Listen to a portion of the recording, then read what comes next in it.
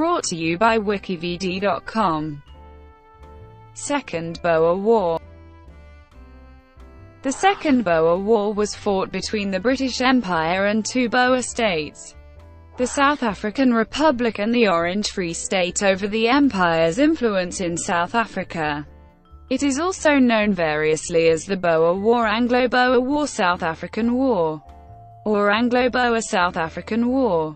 Initial Boer attacks were successful, and though British reinforcements later reversed these, the war continued for years, with Boer guerrilla warfare until harsh British countermeasures brought them to terms. The war started with Britain overconfident and underprepared. The Boers were very well armed, and struck first besieging Ladysmith, Kimberley and Mafeking in early 1900, and winning important battles at Colenso, Magersfontein and Stormberg. Staggered, Britain brought in large numbers of soldiers and fought back. General Redvers Buller was replaced by Lord Roberts and Lord Kitchener. They relieved the three besieged cities, and invaded the two Boer republics in late 1900. The onward marches of the British Army were so overwhelming that the Boers did not fight staged battles in defense of their homeland.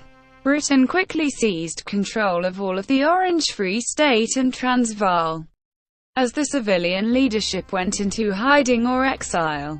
In conventional terms, the war was over. Britain officially annexed the two countries in 1900 and called the khaki election to give the government another 6 years of power in London.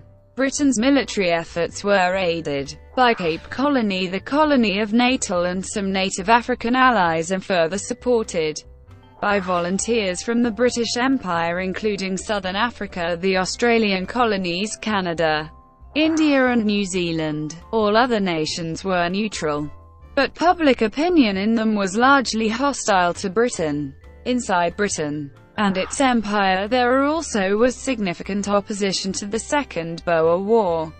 The Boers refused to surrender. They reverted to guerrilla warfare under new generals Louis Botha, Jan Smuts, Christian de Wet and Koos de la Rey. 2 more years of surprise attacks and quick escapes followed. As guerrillas without uniforms, the Boer fighters easily blended into the farmlands, which provided hiding places, supplies, and horses. Britain's solution was to set up complex nets of blockhouses, strong points, and barbed wire fences partitioning off the entire conquered territory. The civilian farmers were relocated into concentration camps, where very large proportions died of disease, especially the children, who mostly lacked immunities. Then Britain's mounted infantry units systematically tracked down the highly mobile Boer guerrilla units. The battles at this stage were small operations, with few combat casualties. The war ended in surrender and British terms, with the Treaty of Vereeniging in May 1902. The British over the Boer leaders, who now gave full support to the new political system. Both former republics were incorporated into the Union of South Africa in 1910, which Boers controlled. Name: the conflict is commonly referred to as simply the Boer War, since the First Boer War is much less well known. Boer was the common term for Afrikaans-speaking white South Africans descended from the Dutch East India Company's original settlers at the Cape of Good Hope. It is also known as the Anglo-Boer War among some South Africans. In Afrikaans, it may be called the Anglo-Boer Oorlog, Tweed-Boer Oorlog, Tweed-Vryheidsoorlog, or Engelsoorlog. In South Africa it is officially called the South African War. Origins: the complex origins of the war resulted from more than a century of conflict between the Boers and Britain, but of particular immediate importance was the question as to who would control and benefit most from the very lucrative Witwatersrand gold mines. During the Napoleonic Wars, a British military expedition landed in the Cape Colony and defeated the defending Dutch forces at the Battle of Bleiauberg. After the war, Britain formally acquired the colony, and encouraged immigration by British settlers who were largely at odds with the Dutch settlers. Many Boers who were dissatisfied with aspects of British administration, in particular with Britain's abolition of slavery on 1 December 1834, elected to migrate away from British rule in what became known as the Great Trek. The trekkers initially followed the eastern coast towards Natal and then, after Britain annexed Natal in 1843, journeyed northwards towards the interior. There they established two independent Boer republics, the South African Republic and the Orange Free State. Britain recognized the two Boer republics in 1852 and 1854. But attempted British annexation of the Transvaal in 1877 led to the First Boer War in 1880–81. After Britain suffered defeats, particularly at the Battle of Majuba Hill, the independence of the two republics was restored subject to certain conditions. Relations, however, remained uneasy. In 1866, diamonds were discovered at Kimberley, prompting a diamond rush and a massive influx of foreigners to the borders of the Orange Free State. Then in 1886, gold was discovered in the Witwatersrand area of the South African Republic. Gold made the Transvaal the richest nation in southern Africa. However, the country had neither the manpower nor the industrial base to develop the resource on its own. As a result, the Transvaal reluctantly acquiesced to the immigration of Uitlanders, mainly English-speaking men from Britain who came to the Boer region in search of fortune and employment. This resulted in the number of Uitlanders in the Transvaal potentially exceeding the number of Boers and precipitated confrontations between the earlier arrived Boer settlers and the newer, non-Boer arrivals. Britain's expansionist ideas as well as disputes over Uitlander political and economic rights resulted in the failed Jameson Raid of 1895. Dr. Leander Starr Jameson, who led the raid, intended to encourage an uprising of the Uitlanders in Johannesburg. However, the Uitlanders did not take up arms in support, and Transvaal government forces surrounded the column and captured Jameson's men before they could reach Johannesburg. As tensions escalated, political maneuverings and negotiations attempted to reach compromise on the issues of the rights of the Uitlanders within the South African Republic, control of the gold mining industry, and Britain's desire to incorporate the Transvaal and the Orange Free State into a federation under British control. Given the British origins of the majority of Uitlanders, and the ongoing influx of new Uitlanders into Johannesburg, the Boers recognized that granting full voting rights to the Uitlanders would eventually result in the loss of ethnic Boer control in the South African Republic. The June 1899 negotiations in Bloemfontein failed, and in September 1899 British Colonial Secretary Joseph Chamberlain demanded full voting rights and representation for the Uitlanders residing in the Transvaal.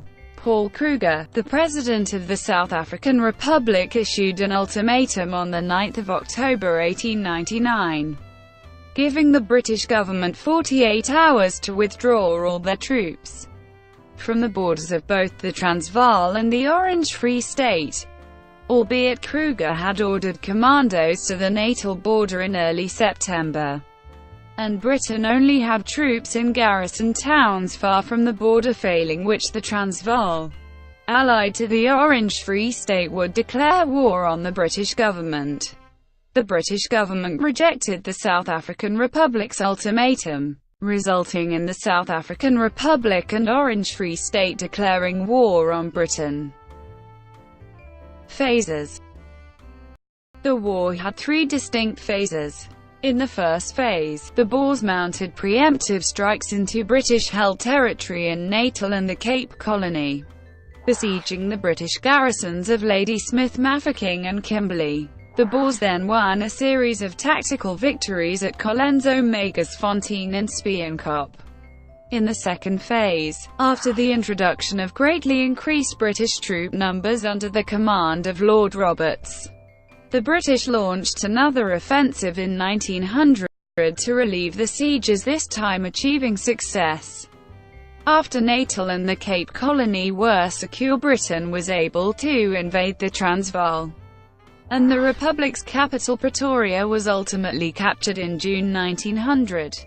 In the third, and final phase beginning in March 1900, the Boers launched a protracted, hard-fought guerrilla war against the British forces, lasting a further 2 years, during which the Boers raided targets such as British troop columns, telegraph sites, railways and storage depots.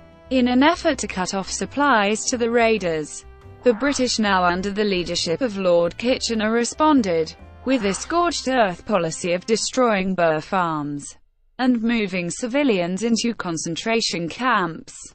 Some parts of the British press and British government expected the campaign to be over within months, and the protracted war gradually became less popular, especially after revelations about the conditions in the concentration camps.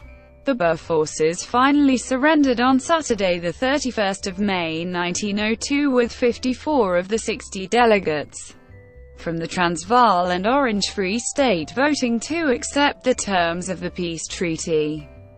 This was known as the Treaty of Vereeniging, and under its provisions, the two republics were absorbed into the British Empire, with the promise of self-government in the future. This promise was fulfilled with the creation of the Union of South Africa in 1910. The war had a lasting effect on the region and on British domestic politics.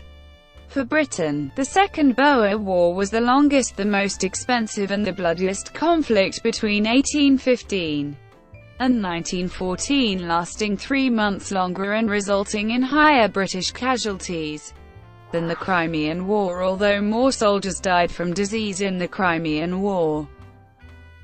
Background: the southern part of the African continent was dominated in the 19th century by a set of struggles to create within it a single unified state. While the Berlin Conference of 1884-5 sought to draw boundaries between the European powers' African possessions, it also set the stage for further scrambles. Britain attempted to annex first the South African Republic in 1880, and then in 1899 both the South African Republic and the Orange Free State. In 1868, Britain annexed Basutoland in the Drakensberg Mountains following an appeal from Moshesh, the leader of a mixed group of African refugees from the Zulu Wars, who sought British protection against the Boers. In the 1880s, Bechuanaland became the object of a dispute between the Germans to the west, the Boers to the east, and Britain's Cape Colony to the south. Although Bechuanaland had no economic value, the missionaries rode past through it towards territory farther north. After the Germans annexed Damaraland and Namaqualand in 1884, Britain annexed Bechuanaland in 1885.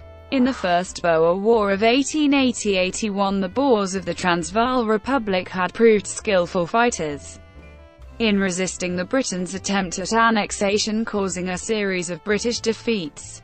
The British government of William Ewart Gladstone had been unwilling to become mired in a distant war requiring substantial troop reinforcement and expense for what was at the time perceived to be a minimal return. An armistice followed, ending the war, and subsequently a peace treaty was signed with the Transvaal President Paul Kruger.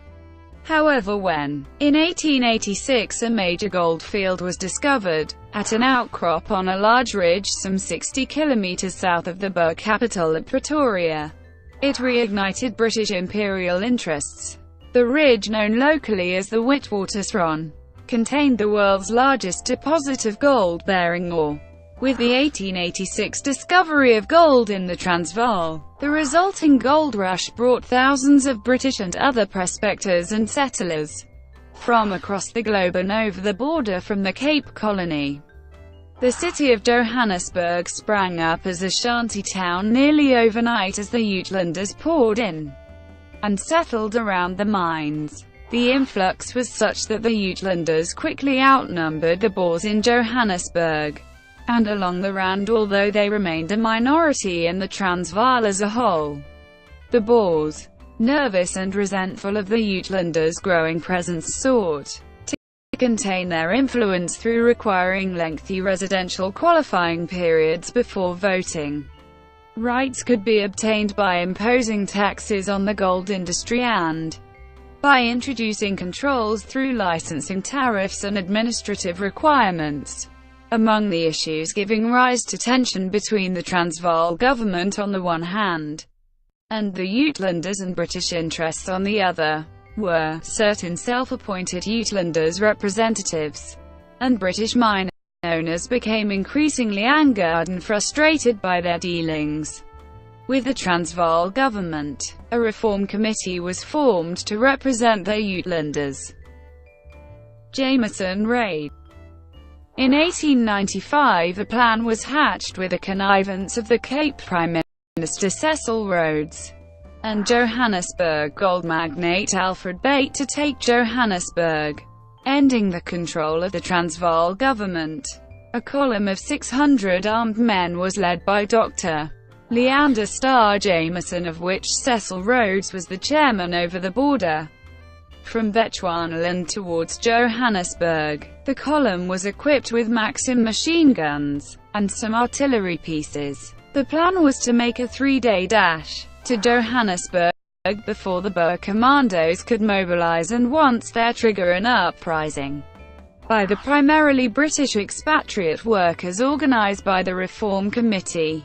However, the Transvaal authorities had advance warning of the Jameson raid and tracked it from the moment it crossed the border. 4 days later the weary and dispirited column was surrounded near Kruger's Dorp within sight of Johannesburg. After a brief skirmish in which the column lost 65 killed and wounded, while the Boers lost but 1 man, Jameson's men surrendered and were arrested by the Boers. The botched raid resulted in repercussions throughout southern Africa and in Europe. In Rhodesia, the departure of so many policemen enabled the Matabele and Mashona tribes to rise up against the Chartered Company, and the rebellion known as the Second Matabele War was suppressed only at great cost. A few days after the raid, the German Kaiser sent a telegram congratulating President Kruger and the government of the South African Republic on their success, and when the text of this telegram was disclosed in the British press, it generated a storm of anti-German feeling in the baggage of the raiding column. To the great embarrassment of Britain, the Boers found telegrams from Cecil Rhodes and the other plotters in Johannesburg. Joseph Chamberlain, the British colonial secretary, quickly moved to condemn the raid despite previously having approved Rhodes' plans to send armed assistance in the case of a Johannesburg uprising. Subsequently, Rhodes was severely censured at the Cape Inquiry and the London Parliamentary Inquiry, and forced to resign as Prime Minister of the Cape and as Chairman of the Chartered Company for having sponsored the failed coup d'etat. The Boer government handed their raid prisoners over to the British for trial. Dr. Jameson was tried in England for leading the raid. However, the British press and London society, inflamed by anti-Boer and anti-German feeling, and in a frenzy of jingoism, lionized Dr. Jameson and treated him as a hero. Although sentenced to 15 months imprisonment, Jameson was later rewarded by being named Prime Minister of the Cape Colony, and ultimately anointed as one of the founders of the Union of South Africa. For conspiring with Jameson, the Uitlander members of the Reform Committee were tried in the Transvaal courts and found guilty of high treason. The 4 leaders were sentenced to death by hanging, but this sentence was next day commuted to 15 years imprisonment, and in June 1896, The other members of the committee were released on payment of £2,000 each in fines, all of which were paid by Cecil Rhodes. One Reform Committee member, Frederick Grey, had committed suicide while in Pretoria jail on 16 May, and his death was a factor in softening the Transvaal government's attitude to the remaining prisoners. Jan C. Smuts wrote in 1906, "The Jameson raid was the real declaration of war, and that is so in spite of the 4 years of truce that followed. The aggressors consolidated their alliance, the defenders on the other hand silently and grimly prepared for the inevitable escalation and war." The Jameson raid alienated many Cape Afrikaners from Britain and united the Transvaal Boers behind President Kruger and his government. It also had the effect of drawing the Transvaal and the Orange Free State together in opposition to perceived British imperialism. In 1897, a military pact was concluded between the two republics, arming the Boers. President Paul Kruger proceeded to re-equip the Transvaal army and imported 37,000 of the latest Mauser Model 1895 rifles and some 40 to 50 million rounds of ammunition.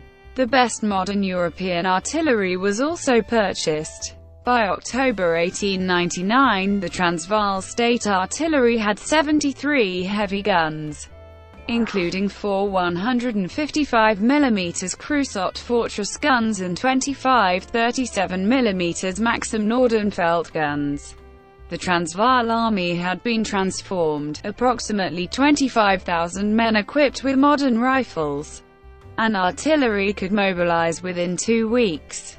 However, President Kruger's victory in the Jameson raid incident did nothing to resolve the fundamental problem. The impossible dilemma continued, namely how to make concessions to the Uitlanders without surrendering the independence of the Transvaal.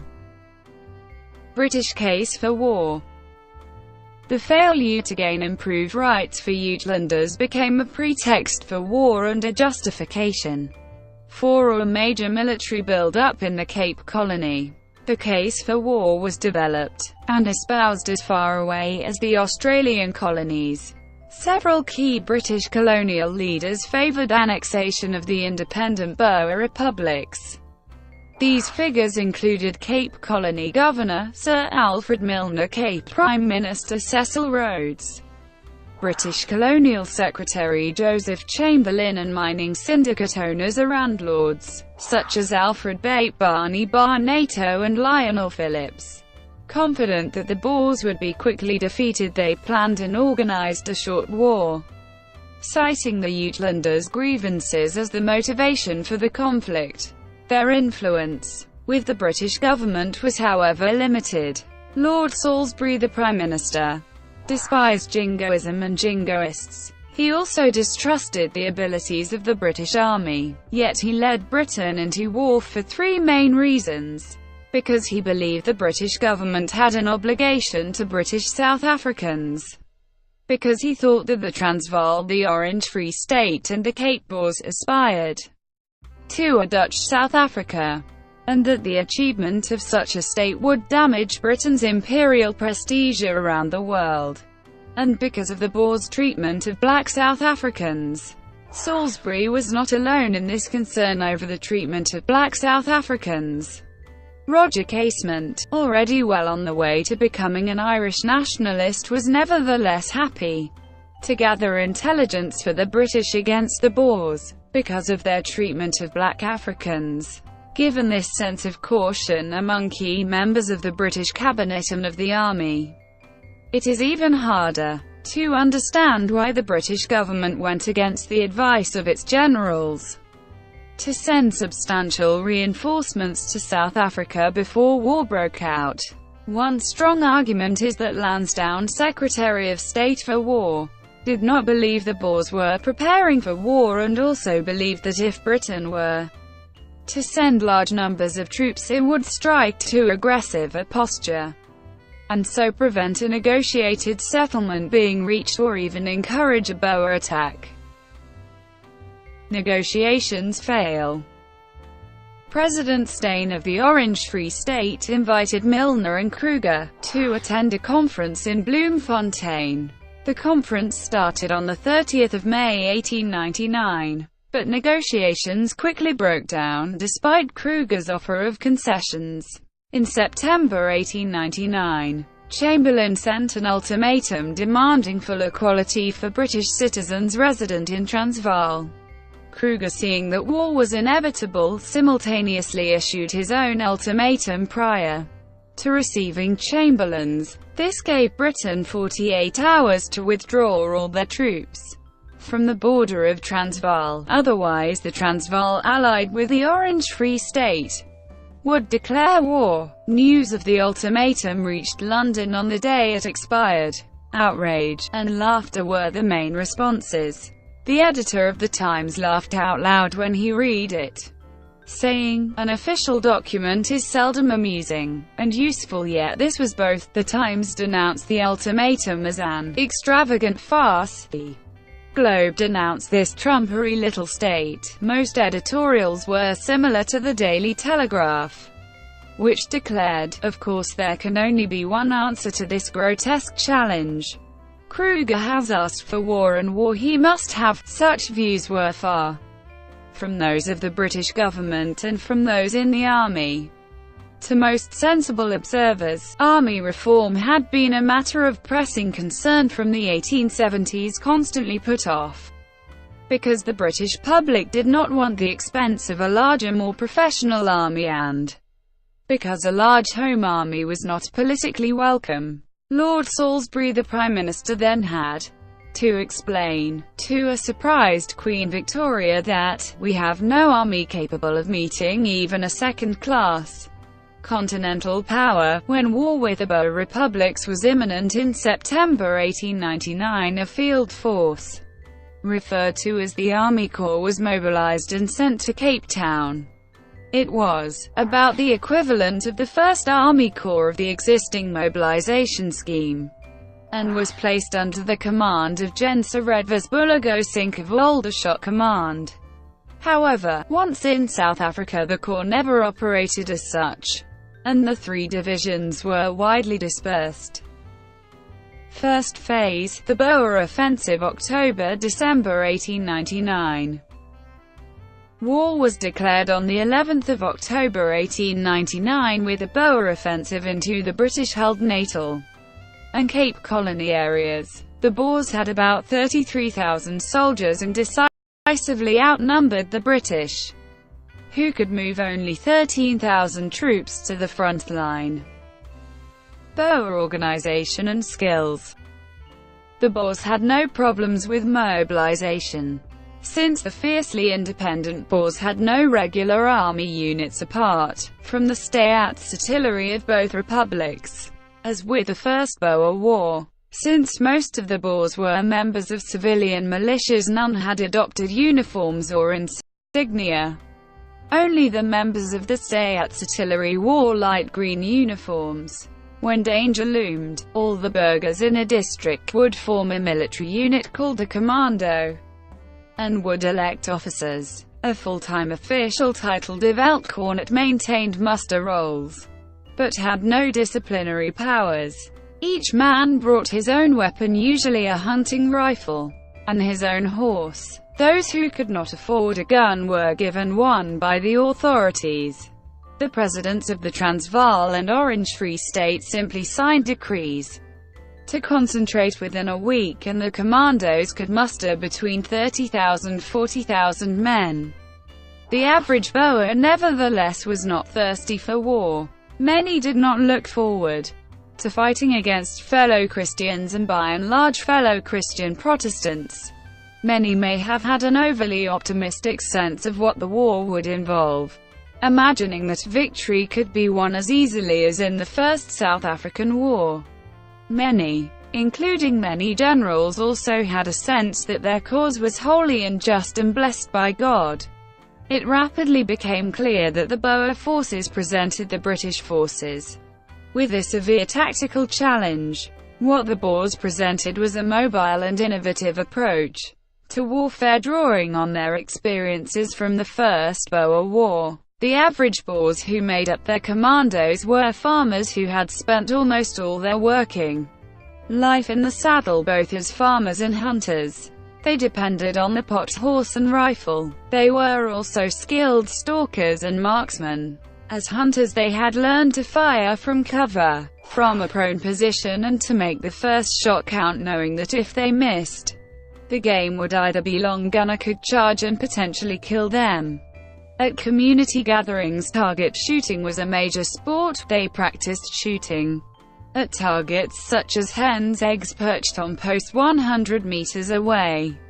They made expert mounted infantry, using every scrap of cover from which they could pour in a destructive fire using modern smokeless Mauser rifles. Furthermore, in preparation for hostilities, the Boers had acquired around 100 of the latest Krupp field guns, all horse-drawn, and dispersed among the various commando groups, and several Le Creusot long-tom siege guns.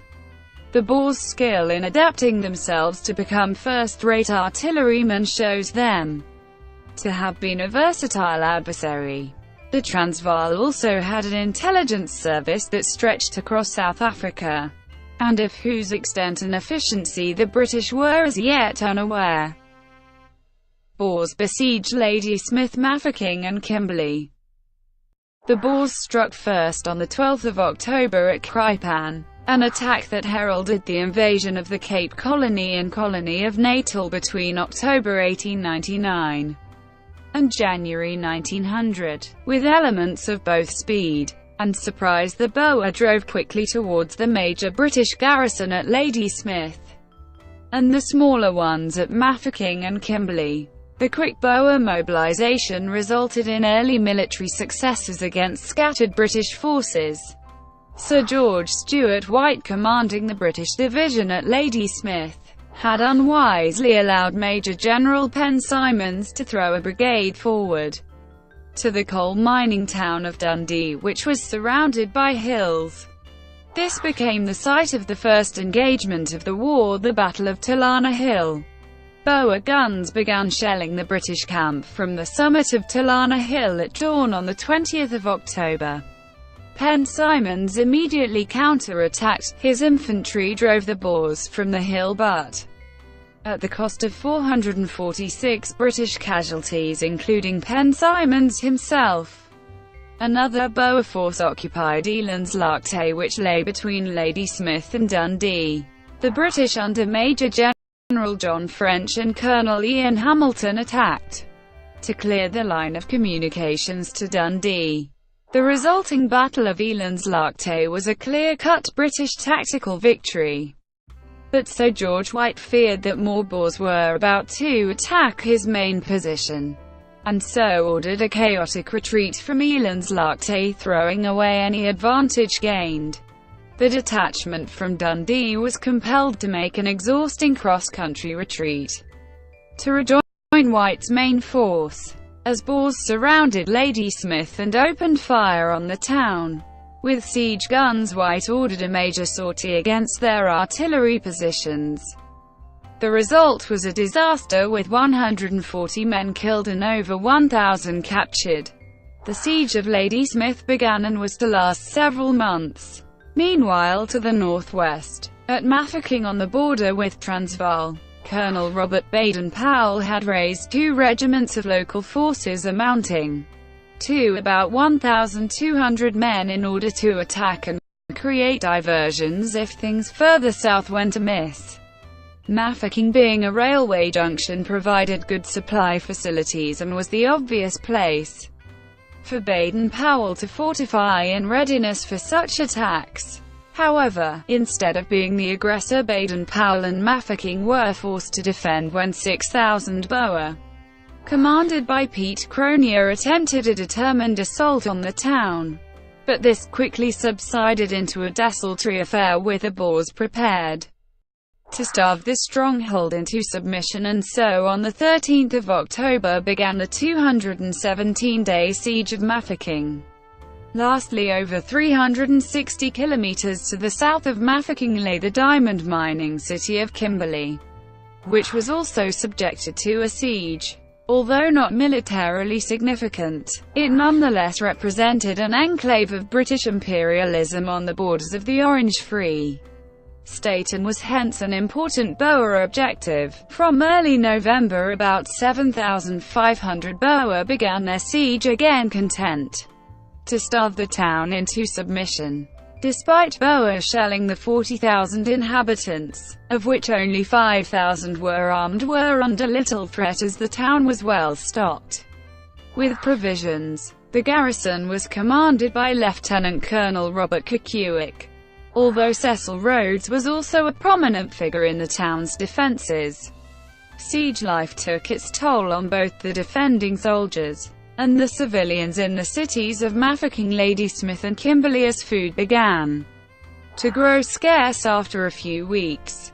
In Mafeking, Solplath wrote, "I saw horseflesh for the first time being treated as a human foodstuff." The cities under siege also dealt with constant artillery bombardment, making the streets a dangerous place. Near the end of the siege of Kimberley, it was expected that the Boers would intensify their bombardment, so Rhodes displayed a notice encouraging people to go down into shafts of the Kimberley mine for protection. The townspeople panicked and people surged into the mine shafts constantly for a 12-hour period. Although the bombardment never came, this did nothing to diminish the anxious civilians' distress. The most well-heeled of the townspeople, such as Cecil Rhodes, sheltered in the sanatorium site of the present-day McGregor Museum. The poorer residents, notably the black population, did not have any shelter from the shelling. In retrospect, the Boer decision to commit themselves to sieges was a mistake, and one of the best illustrations of the Boers' lack of strategic vision. Historically, it had little in its favour. Of the 7 sieges in the First Boer War, the Boers had won none. More importantly, it handed the initiative back to the British and allowed them time to recover, which they then did. Generally speaking, throughout the campaign, the Boers were too defensive and passive, wasting the opportunities they had for victory. Yet that passiveness also testified to the fact that they had no desire to conquer British territory, but only to preserve their ability to rule in their own territory. First British relief attempts. It was at this point that General Sir Redvers Buller, a much-respected commander, arrived in South Africa with major British reinforcements. Buller originally intended an offensive straight up the railway line leading from Cape Town through Bloemfontein to Pretoria. Finding on arrival that the British troops already in South Africa were under siege, he split his army corps into several widely spread detachments to relieve the besieged garrisons. One division, led by Lieutenant General Lord Methuen, was to follow the Western Railway to the north and relieve Kimberley and Mafeking. A smaller force of about 3,000, led by Major General William Gattaker, was to push north toward the railway junction at Stormberg to secure the Cape Midlands district from Boer raids and local rebellions by Boer inhabitants.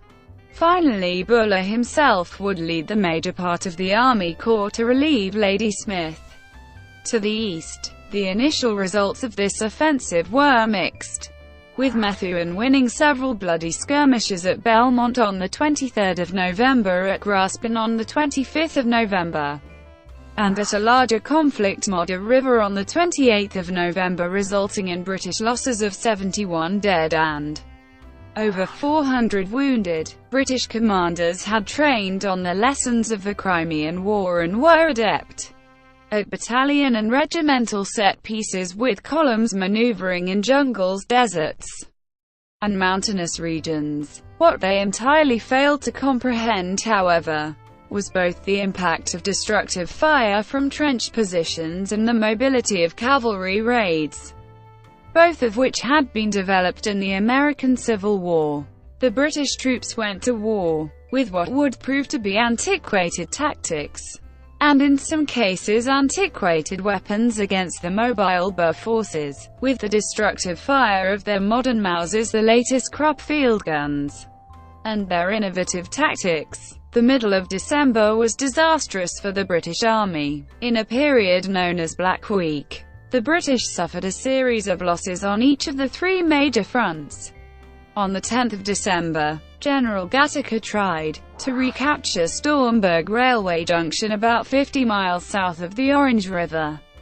Gattaca's attack was marked by administrative and tactical blunders, and the Battle of Stormberg ended in a British defeat with 135 killed and wounded and 2 guns and over 600 troops captured.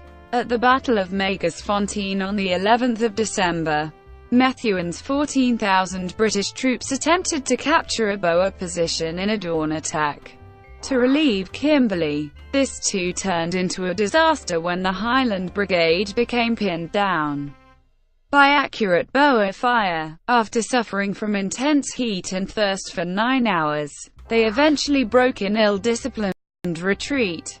The Boer commanders Koos de la Rey and Piet Cronje had ordered trenches to be dug in an unconventional place to fool the British and to give their riflemen a greater firing range. The plan worked, and this tactic helped write the doctrine of the supremacy of the defensive position.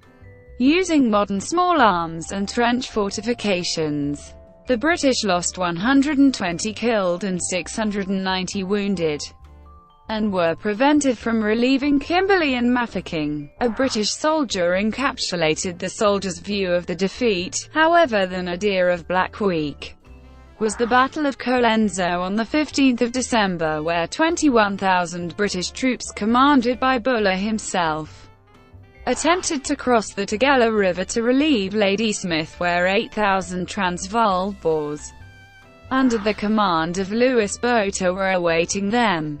Through a combination of artillery and accurate rifle fire and a better use of the ground, the Boers repelled all British attempts to cross the river. After his first attacks failed, Buller broke off the battle and ordered a retreat, abandoning many wounded men, several isolated units and 10 field guns to be captured by Botha's men. Buller's forces lost 145 men killed and 1,200 missing or wounded. The Boers suffered 40 casualties, including only 8 killed. Second phase, the British offensive of January to September 1900. The British government took these defeats badly and, with the sieges still continuing, was compelled to send 2 more divisions plus large numbers of colonial volunteers. By January 1900, this would become the largest force Britain had ever sent overseas, amounting to some 180,000 men, with further reinforcements being sought. While watching for these reinforcements, Buller made another bid to relieve Ladysmith by crossing the Tugela west of Colenso. Buller's subordinate Major General Charles Warren successfully crossed the river, but was then faced with a fresh defensive position centered on a prominent hill known as Spienkop. In the resulting Battle of Spienkop, British troops captured the summit by surprise during the early hours of the 24th of January 1900. But as the early morning fog lifted, they realized too late that they were overlooked by Boer gun emplacements on the surrounding hills. The rest of the day resulted in a disaster caused by poor communication between Buller and his commanders. Between them they issued contradictory orders, on the one hand ordering men off the hill while other officers ordered fresh reinforcements to defend it. The result was 350 men killed and nearly 1,000 wounded, and a retreat across the Tugela River into British territory. There were nearly 300 Boer casualties. Buller attacked Louis Botha again on the 5th of February. At Vaal, Cranston was again defeated. Buller withdrew early, when it appeared that the British would be isolated in an exposed bridgehead across the Tugela, for which he was nicknamed Sir Reverse by some of his officers. By taking command in person in Natal, Buller had allowed the overall direction of the war to drift, because of concerns about his performance and negative reports from the field. He was replaced as Commander-in-Chief by Field Marshal Lord Roberts. Roberts quickly assembled an entirely new team for headquarters staff, and he chose military men from far and wide: Lord Kitchener from the Sudan, Frederick Russell Burnham the American Scout, from the Klondike, David Henderson from the Staff College, Neville Bowles Chamberlain, from Afghanistan, and William Nicholson from Calcutta. Like Buller, Roberts first intended to attack directly along the Cape Town-Pretoria Railway, but again, like Buller, was forced to relieve the beleaguered garrisons.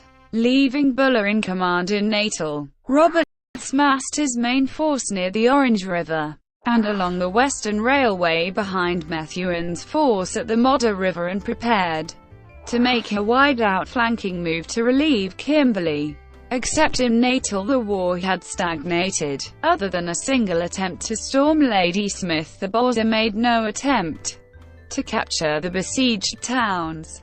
In the Cape Midlands, the Boers did not exploit the British defeat at Stormberg and were prevented from capturing the railway junction at Colesberg.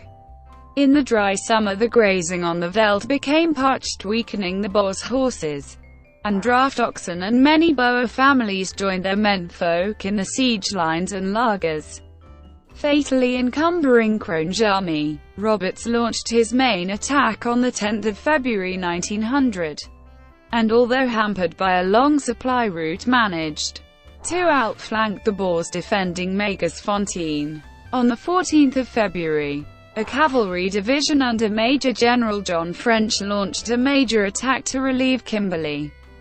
Although encountering severe fire, a massed cavalry charge split the Boer defences on 15 February, opening the way for French to enter Kimberley that evening, ending its 124 days siege. Meanwhile, Roberts pursued Piet Cronje 7,000-strong force, which had abandoned Magersfontein to head for Bloemfontein. General French's cavalry was ordered to assist in the pursuit by embarking on an epic 50 km drive towards Paardeberg, where Cronje was attempting to cross the Modder River. At the Battle of Paardeberg from 18 to 27 February, Roberts then surrounded General Piet Cronje's retreating Boer army. On 17 February, a pincer movement involving both French's cavalry and the main British force attempted to take the entrenched position, but the frontal attacks were uncoordinated, and so were easily repulsed by the Boers.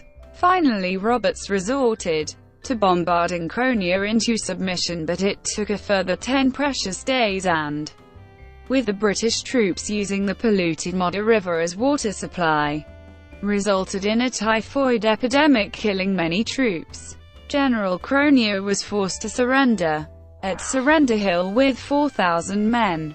In Natal, the Battle of the Tugela Heights, which started on 14 February, was Buller's fourth attempt to relieve Ladysmith. The losses Buller's troops had sustained convinced Buller to adopt Boer tactics in the firing line, to advance in small rushes covered by rifle fire from behind, to use the tactical support of artillery, and above all to use the ground, making rock and earthwork for them as it did for the enemy. Despite reinforcements, his progress was painfully slow against stiff opposition.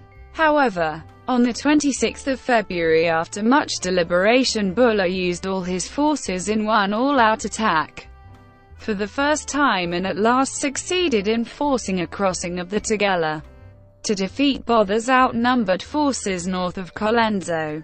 After a siege lasting 118 days, the relief of Ladysmith was effected the day after Cronje surrendered, but at a total cost of 7,000 British casualties. Buller's troops marched into Ladysmith on 28 February. After a succession of defeats, the Boers realized that against such overwhelming numbers of troops, they had little chance of defeating the British, and so became demoralized. Roberts then advanced into the Orange Free State from the west, putting the Boers to flight. at the Battle of Poplar Grove and capturing Bloemfontein, the capital, unopposed on 13 March, with the Boer defenders escaping and scattering. Meanwhile, he detached a small force to relieve Baden-Powell, and the relief of Mafeking on 18 May 1900 provoked riotous celebrations in Britain, coining the Edwardian phrase Mafeking. On 28 May the Orange Free State was annexed and renamed the Orange River Colony, after being forced to delay for several weeks at Bloemfontein by a shortage of supplies, an outbreak of enteric fever caused by poor hygiene, drinking bad drinking water at Paardeberg, and appalling medical care. Roberts finally resumed his advance.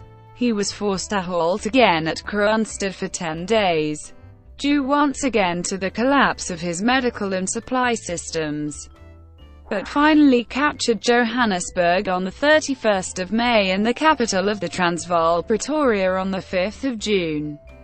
The first into Pretoria was Lieutenant William Watson of the New South Wales Mounted Rifles, who persuaded the Boers to surrender the capital. Before the war, the Boers had constructed several forts south of Pretoria, but the artillery had been removed from the forts for use in the field, and in the event they abandoned Pretoria without a fight.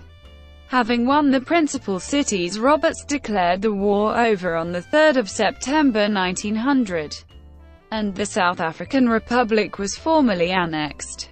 British observers believed the war to be all but over after the capture of the two capital cities. However, the Boers had earlier met at the temporary new capital of the Orange Free State, Kroonstad, and planned a guerrilla campaign to hit the British supply and communication lines. The first engagement of this new form of warfare was at Sana's Post on 31 March, where 1,500 Boers under the command of Christiaan de Wet attacked Bloemfontein's waterworks about 23 mi east of the city and ambushed a heavily escorted convoy, which caused 155 British casualties and the capture of 7 guns, 117 wagons, and 428 British troops. After the fall of Pretoria, one of the last formal battles was at Diamond Hill on 12 June, where Roberts attempted to drive the remnants of the Boer Field Army beyond striking distance of Pretoria. Although Roberts drove the Boers from the hill, the Boer commander Louis Botha did not regard it as a defeat, for he inflicted more casualties on the British while suffering around 50 casualties. The set-piece period of the war now largely gave way to a mobile guerrilla war. But one final operation remained. President Kruger, and what remained of the Transvaal government, had retreated to eastern Transvaal. Roberts, joined by troops from Natal under Buller, advanced against them and broke their last defensive position at Bergendal on 26 August. As Roberts and Buller followed up along the railway line to Komatipoort, Kruger sought asylum in Portuguese East Africa. Some dispirited Boers did likewise, and the British gathered up much war material. However, the core of the Boer fighters under Botha easily broke back through the Drakensberg Mountains into the Transvaal High Veld after riding north through the Bushveld. Under the new conditions of the war, heavy equipment was no use to them, and therefore no great loss. As Roberts' army occupied Pretoria, the Boer fighters in the Orange Free State had been driven into a fertile area known as the Brandwater Basin in the northeast of the Republic. This offered only temporary sanctuary, as the mountain passes leading to it could be occupied by the British, trapping the Boers. A force under General Archibald Hunter set out from Bloemfontein to achieve this in July 1900. The hardcore of the Free State Boers under Christiaan de Wet, accompanied by President Steyn, left the basin early. Those remaining fell into confusion and most failed to break out before Hunter trapped them. 4,500 Boers surrendered and much equipment was captured.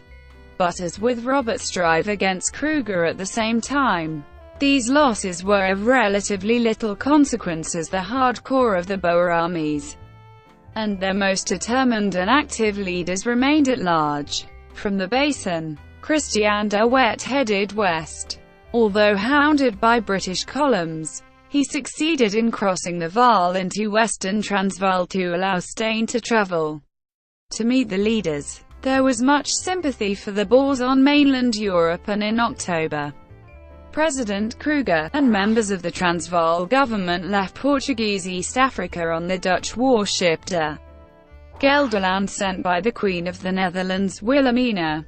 Paul Kruger's wife, however, was too ill to travel and remained in South Africa, where she died on 20 July 1901 without seeing her husband again. President Kruger first went to Marseille and then on to the Netherlands, where he stayed for a while before moving finally to Clarence, Switzerland, where he died in exile on 14 July 1904. POWs sent overseas. The first sizable batch of Boer prisoners of war taken by the British consisted of those captured at the Battle of Elandslaagte on 21 October 1899. At first many were put on ships, but as numbers grew, the British decided they did not want them kept locally. The capture of 400 POWs in February 1900 was a key event, which made the British realise they could not accommodate all POWs in South Africa. The British feared they could be freed by sympathetic locals. Moreover, they already had trouble supplying their own troops in South Africa, and did not want the added burden of sending supplies for the POWs. Britain therefore chose to send many POWs overseas. The first overseas camps were opened in St Helena, which ultimately received about 5,000 POWs.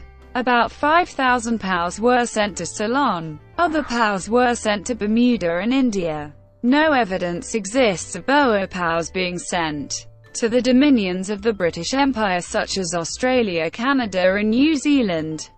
In all, about 26,000 POWs were sent overseas. Oath of Neutrality.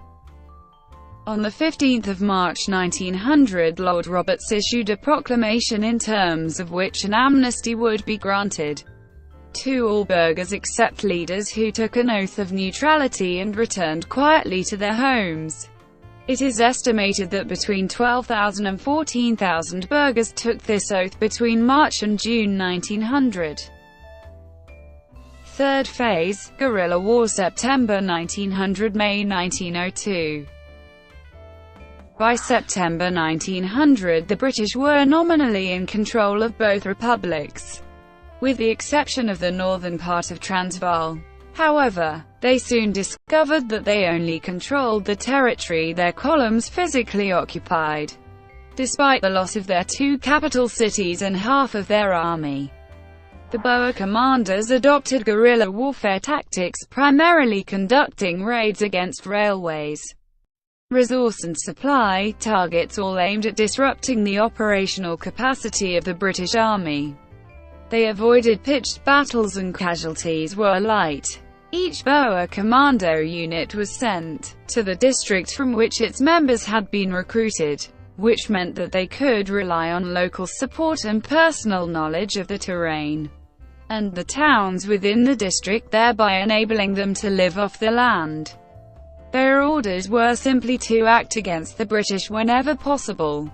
Their tactics were to strike fast and hard, causing as much damage to the enemy as possible, and then to withdraw and vanish before enemy reinforcements could arrive. The vast distances of the republics allowed the Boer commandos considerable freedom to move about, and made it nearly impossible for the 250,000 British troops to control the territory effectively using columns alone. As soon as a British column left a town or district, British control of that area faded away. The Boer commandos were especially effective during the initial guerrilla phase of the war, because Roberts had assumed that the war would end with the capture of the Boer capitals and the dispersal of the main Boer armies.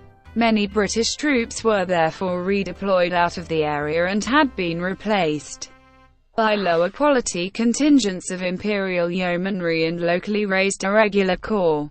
From late May 1900, the first successes of the Boer guerrilla strategy were at Lindley and at Heilbronn and other skirmishes, resulting in 1,500 British casualties in less than 10 days. In December 1900, de la Rey and Christian Beyers attacked and mauled a British brigade at Nouakchott. As a result of these and other Boer successes, the British, led by Lord Kitchener, mounted 3 extensive searches for De Wet, but without success. However, the very nature of the Boer guerrilla war was sporadic, poorly planned, and had little overall long-term objective, with the exception to simply harass the British. This led to a disorganized pattern of scattered engagements throughout the region. British response. The British were forced to quickly revise their tactics. They concentrated on restricting the freedom of movement of the Boer commandos and depriving them of local support. The railway lines had provided vital lines of communication and supply, and as the British had advanced across South Africa, they had used armoured trains and had established fortified blockhouses at key points.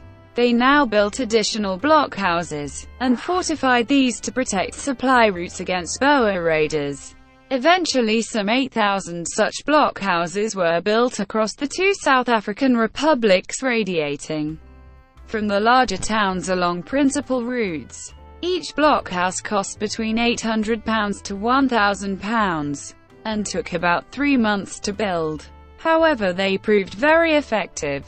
Not one bridge, where one of these blockhouses was sighted and manned, was blown. The blockhouse system required an enormous number of troops to garrison. Well, over 50,000 British troops of 50 battalions were involved in blockhouse duty, greater than the approximately 30,000 Boers in the field during the guerrilla phase. In addition, up to 16,000 Africans were used both as armed guards and to patrol the line at night. The army linked the blockhouses with barbed wire fences to parcel up the wide veldt into smaller areas.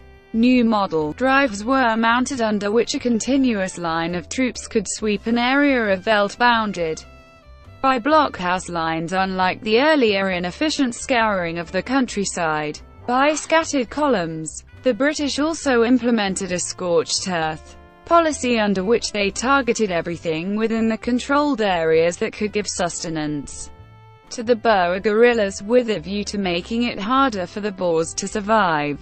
As British troops swept the countryside, they systematically destroyed crops, burnt homesteads and farms, poisoned wells, and interned Boer and African women, children, and workers in concentration camps. Finally, the British also established their own mounted raiding columns in support of the sweeper columns. These were used to rapidly follow and relentlessly harass the Boers, with a view to delaying them and cutting off escape while the sweeper units caught up. Many of the 90 or so mobile columns formed by the British to participate in such drives were a mixture of British and colonial troops, but they also had a large minority of armed Africans. The total number of armed Africans serving with these columns has been estimated at approximately 20,000. The British Army also made use of Boer auxiliaries who had been persuaded to change sides and enlist as National Scouts. Serving under the command of General Andries Cronje, the National Scouts were despised as hensoppers, but came to number a fifth of the fighting Afrikaners by the end of the war. The British utilized armored trains throughout the war to deliver rapid reaction forces much more quickly to incidents, or to drop them off ahead of retreating Boer columns. Peace committees. Among those burghers who had stopped fighting, it was decided to form peace committees to persuade those who were still fighting to desist. In December 1900, Lord Kitchener gave permission that a central burgher peace committee be inaugurated in Pretoria. By the end of 1900, some 30 envoys were sent out to the various districts to form local peace committees to persuade burghers to give up the fight. Previous leaders of the Boers like Generals Piet de Wet and Andries Kroonje were involved in the organization. Mayor de Kock was the only emissary of a peace committee to be convicted of high treason and executed by firing squad. Joiners. Some burghers joined the British in their fight against the Boers. By the end of hostilities in May 1902, there were no fewer than 5,464 burghers working for the British Orange Free State. After having conferred with the Transvaal leaders, de Wet returned to the Orange Free State, where he inspired a series of successful attacks and raids from the hitherto quiet western part of the country, though he suffered a rare defeat at Botherville in November 1900. Many Boers who had earlier returned to their farms, sometimes giving formal parole to the British, took up arms again. In late January 1901, de Wet led a renewed invasion of Cape Colony. This was less successful, because there was no general uprising among the Cape Boers, and de Wet's men were hampered by bad weather and relentlessly pursued by British forces. They narrowly escaped across the Orange River. From then until the final days of the war, de Wet remained comparatively quiet, partly because the Orange Free State was effectively left desolate by British sweeps. In late 1901, de Wet overran an isolated British detachment at Groenkop, inflicting heavy casualties. This prompted Kitchener to launch the first of the new model drives against him. De Wet escaped the first such drive but lost 300 of his fighters. This was a severe loss and a portent of further attrition, although the subsequent attempts to round up de Wet were badly handled and de Wet's forces avoided capture. Western Transvaal. The Boer commandos in the Western Transvaal were very active after September 1901. Several battles of importance were fought here between September 1901 and March 1902. At Modewil on 30 September 1901 and again at Driefontein on 24 October. General Coos de la Rey's forces attacked the British but were forced to withdraw after the British offered strong resistance. A time of relative quiet descended thereafter on the Western Transvaal. February 1902 saw the next major battle in that region. On 25 February, Coos de la Rey attacked a British column under Lieutenant Colonel S.B. von Donop at Osterspruit near Womerandstad. De la Rey succeeded in capturing many men and a large amount of ammunition. The Boer attacks prompted Lord Methuen, the British second-in-command after Lord Kitchener, to move his column from Vryburg to Klerksdorp to deal with de la Rey. On the morning of 7 March 1902, the Boers attacked the rear guard of Methuen's moving column at Tweebosch. Confusion reigned in British ranks and Methuen was wounded and captured by the Boers. The Boer victories in the west led to stronger action by the British.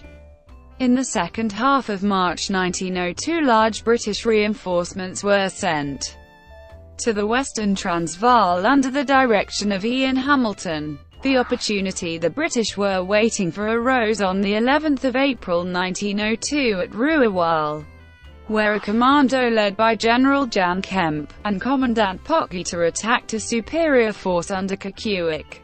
The British soldiers were well positioned on the hillside and inflicted severe casualties on the Boers charging on horseback over a large distance, beating them back. This was the end of the war in the Western Transvaal, and also the last major battle of the war. Eastern Transvaal. Two Boer forces fought in this area, one under Botha in the southeast, and a second under Ben Viljoen in the northeast around Lydenburg. Botha's forces were particularly active, raiding railways and British supply convoys, and even mounting a renewed invasion of Natal in September 1901. After defeating British mounted infantry in the Battle of Blood River Port near Dundee, Botha was forced to withdraw by heavy rains that made movement difficult and crippled his horses. Back on the Transvaal territory around his home district of Vereeniging, Botha attacked a British raiding column at Bakenlaagte using an effective mounted charge. One of the most active British units was effectively destroyed in this engagement. This made Botha's forces the target of increasingly large and ruthless drives by British forces, in which the British made particular use of native scouts and informers. Eventually Botha had to abandon the high veld and retreat to a narrow enclave bordering Swaziland. To the north, Ben Viljoen grew steadily less active. His forces mounted comparatively few attacks, and as a result the Boer enclave around Lydenburg was largely unmolested. Viljoen was eventually captured. Cape Colony. In parts of Cape Colony, particularly the Cape Midlands district, where Boers formed a majority of the white inhabitants, the British had always feared a general uprising against them. In fact, no such uprising took place. Even in the early days of the war, when Boer armies had advanced across the Orange, the cautious conduct of some of the elderly Orange Free State generals had been one factor that discouraged the Cape Boers from siding with the Boer republics. Nevertheless, there was widespread pro-Boer sympathy.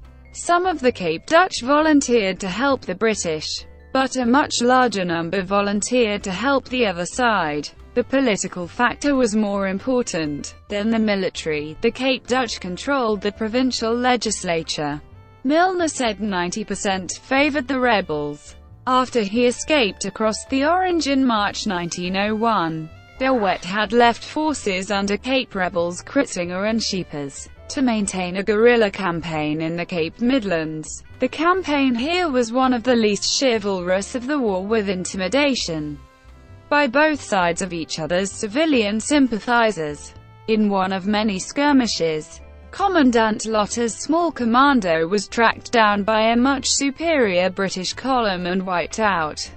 At Groenkloof, several captured rebels, including Lotter and Scheepers, who was captured when he fell ill with appendicitis, were executed by the British for treason or for capital crimes such as the murder of prisoners or of unarmed civilians. Some of the executions took place in public to deter further disaffection. Since the Cape Colony was Imperial territory, its authorities forbade the British Army to burn farms or to force Boers into concentration camps. Fresh Boer forces under Jan Christian Smuts, joined by the surviving rebels under Kruger, made another attack on the Cape in September 1901.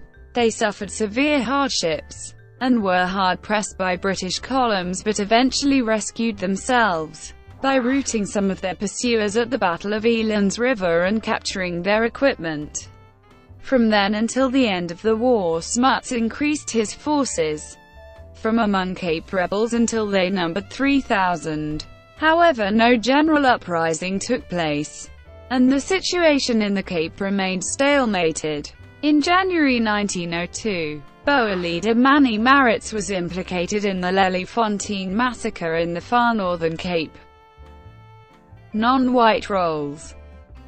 The policy on both sides was to minimize the role of non-whites, but the need for manpower continuously stretched those resolves. At the Battle of Speenkop in Ladysmith, M.K. Gandhi with 300 Freeburger Indians and 800 indentured Indian labourers started the Ambulance Corps. These Indian stretcher-bearers saved British lives. But, for the opposition side, the war raged across their farms and their homes were destroyed. Many Africans became refugees, and they, like the Boers, moved to the towns, where the British hastily created internment camps. Subsequently, the scorched earth policy was ruthlessly applied to both Boers and Africans. Although most black Africans were not considered by the British to be hostile, Many tens of thousands were also forcibly removed from Boer areas, and also placed in concentration camps. Africans were held separately from Boer internees. Eventually there were a total of 64 tented camps for Africans. Conditions were as bad as in the camps for the Boers, but even though, after the Fawcett Commission report, conditions improved in the Boer camps, improvements were much slower in coming to the black camps. 20,000 died there. About 10,000 black men were attached to Boer units where they performed camp duties. A handful unofficially fought in combat. The British Army employed over 14,000 Africans as wagon drivers. Even more had combatant roles as spies, guides, and eventually as soldiers. By 1902 there were about 30,000 armed Africans in the British Army. Concentration camps 1900–1902.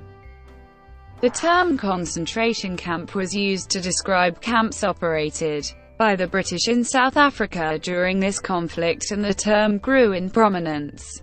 During this period, the camps had originally been set up by the British Army as refugee camps, to provide refuge for civilian families who had been forced to abandon their homes for whatever reason related to the war. However, when Kitchener took over in late 1900, he introduced new tactics in an attempt to break the guerrilla campaign, and the influx of civilians grew dramatically as a result.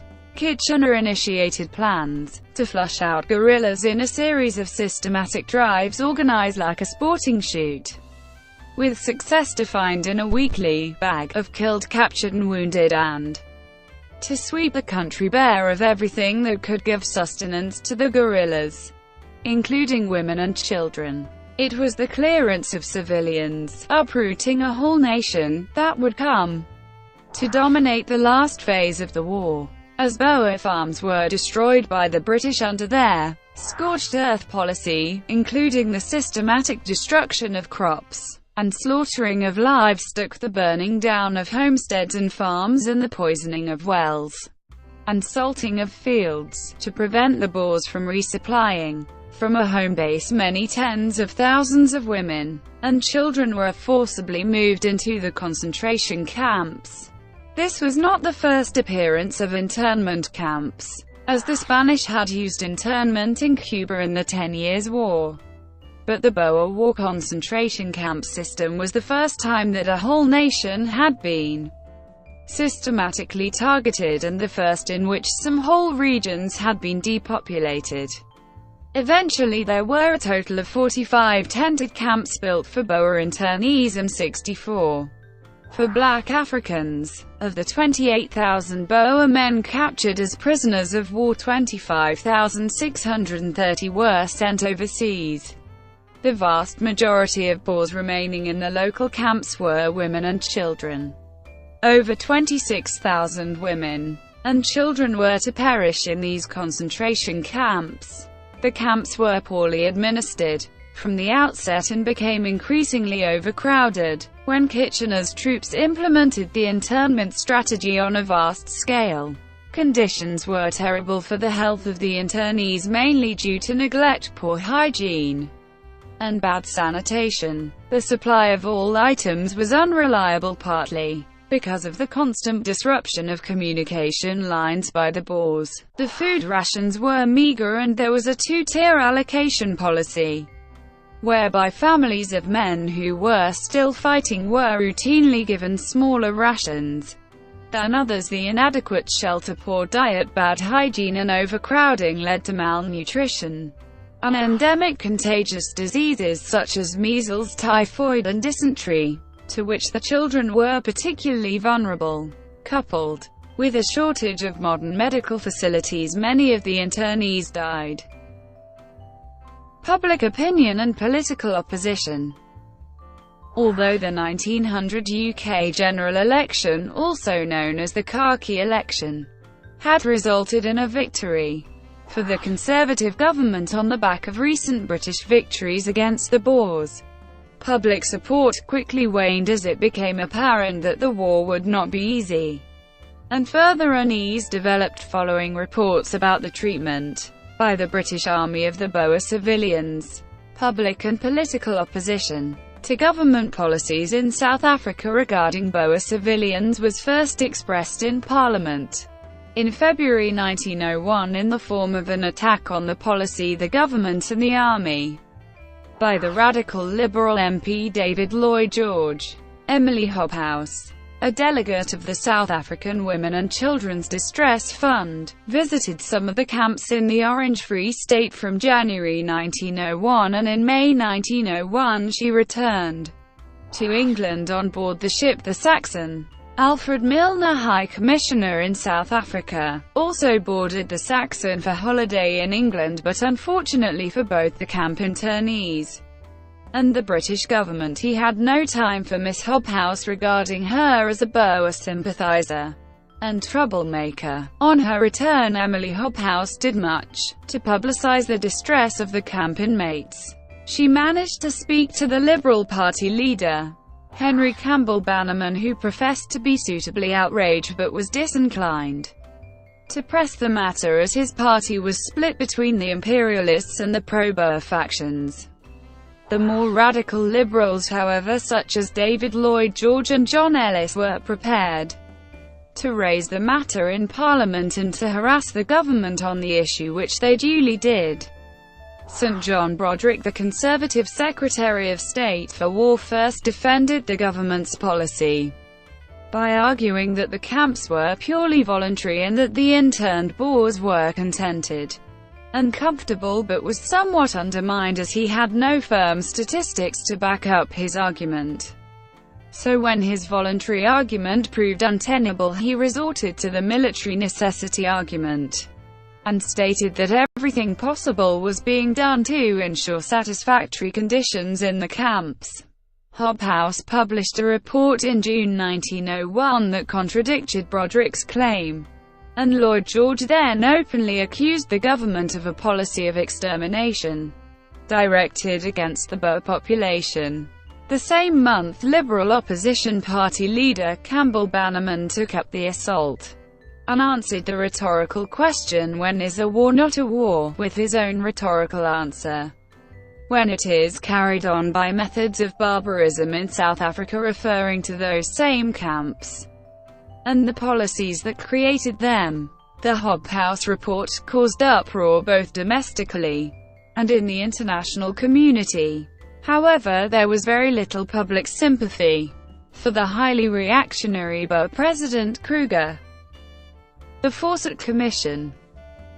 Although the government had comfortably won the parliamentary debate by a margin of 252 to 149, it was stung by the criticism and concerned by the escalating public outcry. It called on Kitchener for a detailed report. In response, complete statistical returns from camps were sent out in July 1901.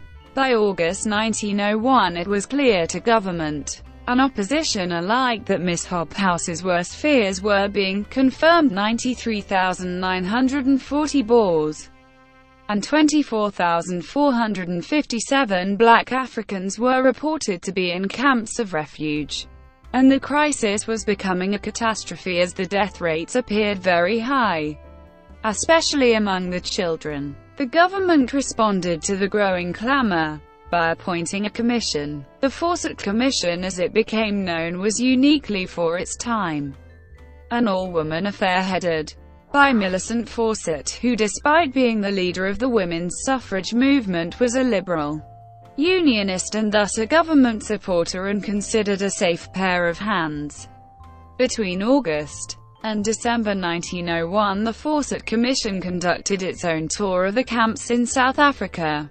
While it is probable that the British government expected the Commission to produce a report that could be used to fend off criticism, in the end it confirmed everything that Emily Hobhouse had said.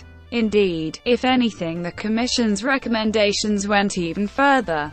The Commission insisted that rations should be increased, and that additional nurses be sent out immediately, and included a long list of other practical measures designed to improve conditions in the camp. Millicent Fawcett was quite blunt in expressing her opinion that much of the catastrophe was owed to a simple failure to observe elementary rules of hygiene. In November 1901, the Colonial Secretary Joseph Chamberlain ordered Alfred Milner to ensure that all possible steps are being taken to reduce the rate of mortality. The civil authority took over the running of the camps from Kitchener and the British command, and by February 1902 the annual death rate in the concentration camps for white inmates dropped to 6.9% and eventually to 2%, which was a lower rate than pertained in many British cities at the time. However, by then the damage had been done. A report after the war concluded that 27,927 Boers had died of starvation, disease, and exposure in the concentration camps. In all, about 1 in 4 of the Boer inmates, mostly children, died. Improvements, however, were much slower in coming to the black camps. It is thought that about 12% of black African inmates died, but the precise number of deaths of black Africans in concentration camps is unknown, as little attempt was made to keep any records of the 107,000 black Africans who were interned. Sir Arthur Conan Doyle had served as a volunteer doctor in the Langman Field Hospital at Bloemfontein between March and June 1900. In his widely distributed and translated pamphlet, The War in South Africa, Its Cause and Conduct, he justified both the reasonings behind the war and handling of the conflict itself. He also pointed out that over 14,000 British soldiers had died of disease during the conflict, and at the height of epidemics he was seeing 50-60 British soldiers dying each day in a single ill-equipped and overwhelmed military hospital. Kitchener's policy and the post-war debate. It has been argued that this was not a deliberately genocidal policy. Rather, it was the result of a disastrous lack of foresight and rank incompetence on the part of the British military. British historian Niall Ferguson also argues that Kitchener no more desired the deaths of women and children in the camps than of the wounded dervishes after Omdurman, or of his own soldiers in the typhoid-stricken hospitals of Bloemfontein. However, to Kitchener and the British command, the life or death of the 154,000 Boer and African civilians in the camps rated as an abysmally low priority against military objectives. As the Fawcett Commission was delivering its recommendations, Kitchener wrote to Sir John Broderick defending his policy of sweeps, and emphasizing that no new Boer families were being brought in unless they were in danger of starving. This was disingenuous, as the countryside had by then been devastated under the scorched earth policy, and now that the new model counterinsurgency tactics were in full swing, it made cynical military sense to leave the Boer families in desperate conditions in the countryside. It was, according to one historian, that at the Vereeniging negotiations in May 1902, Boer leader Louis Botha asserted that he had tried to send Boer families to the British, but they had refused to receive them. Quoting a Boer commandant referring to Boer women and children made refugees by Britain's scorched earth policy as saying, "Our families are in a pitiable condition, and the enemy uses those families to force us to surrender." And there is little doubt that that was indeed the intention of Kitchener when he had issued instructions that no more families were to be brought into the concentration camps. Thomas Pakenham writes of Kitchener's policy U-turn. No doubt the continued hullabaloo at the death rate in these concentration camps, and Milner's belated agreement to take over their administration, helped change Kitchener's mind, sometime at the end of 1901. By mid-December at any rate, Kitchener was already circulating all column commanders with instructions not to bring in women and children when they cleared the country, but to leave them with the guerrillas. Viewed as a gesture to Liberals on the eve of the new session of Parliament at Westminster. It was a shrewd political move. It also made excellent military sense, as it greatly handicapped the guerrillas now that the drives were in full swing. It was effective precisely because, contrary to the Liberals' convictions, it was less humane than bringing them in two camps, though this was of no great concern to Kitchener. The end of the war.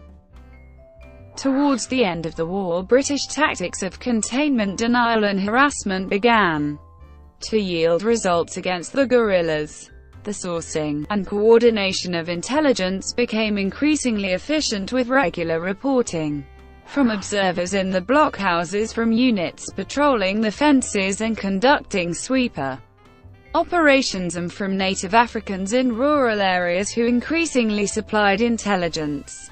As the scorched earth policy took effect and they found themselves competing with the Boers for food supplies, Kitchener's forces at last began to seriously affect the Boers' fighting strength and freedom of maneuver, and made it harder for the Boers and their families to survive. Despite this success, almost half the Boer fighting strength, 15,000 men, were still in the field fighting. Kitchener's tactics were very costly. Britain was running out of time and money and needed to change tack. The Boers and the British both feared the consequences of arming Africans. The memories of the Zulu and other tribal conflicts were still fresh, and they recognized that whoever won would have to deal with the consequences of a mass militarization of the tribes. There was therefore an unwritten agreement that this war would be a white man's war. At the outset, British officials instructed all white magistrates in the natal colony to appeal to Zulu Amakosi to remain neutral, and President Kruger sent emissaries asking them to stay out of it. However, in some cases there were old scores to be settled, and some Africans, such as the Swazis, were eager to enter the war, with the specific aim of reclaiming land confiscated by the Boers. As the war went on, there was greater involvement of Africans, and in particular large numbers became embroiled in the conflict on the British side, either voluntarily or involuntarily. By the end of the war, many blacks had been armed and had shown conspicuous gallantry in roles such as scouts, messengers, watchmen in blockhouses, and auxiliaries, and there were more flashpoints outside of the war. On 6 May 1902, at Hoogkrans in the southeastern Transvaal, a Zulu faction had their cattle stolen, and their people mistreated by the Boers as a punishment for helping the British. The local Boer officer then sent an insulting message to the tribe challenging them to take back their cattle. The Zulus attacked at night and in a mutual bloodbath. The Boers lost 56 killed and 3 wounded, while the Africans suffered 52 killed and 48 wounded. The British offered terms of peace on various occasions, notably in March 1901, but were rejected by Botha and the Vereenigers among the commandos.